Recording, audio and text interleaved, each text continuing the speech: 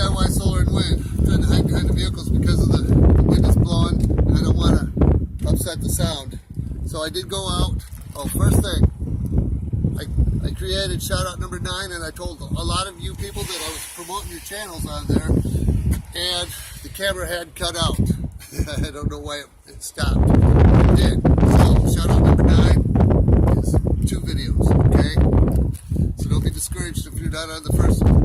Shout out number 9. There's 2 of them. I found the rubber gasket for the battery bank. This is Danco rubber gasket. It's thinner than what I was looking for, but it'll work. So when I'm charging the batteries with solar power, they create hydrogen, the most volatile gas known.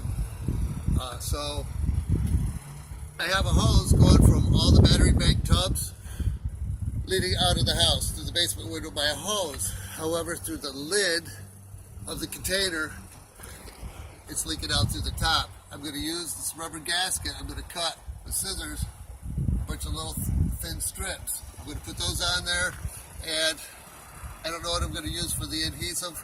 After I get it stuck to the tubs, maybe I'll shoot another video and get that going and let you all know exactly what I'm doing for my solar off-grid, on-grid, and everything's in the link below if you want to start making your own electricity, if you want to make a solar pool heater. What else is there? If you want to grow your YouTube channel exponentially faster than most, and the links are right below the video.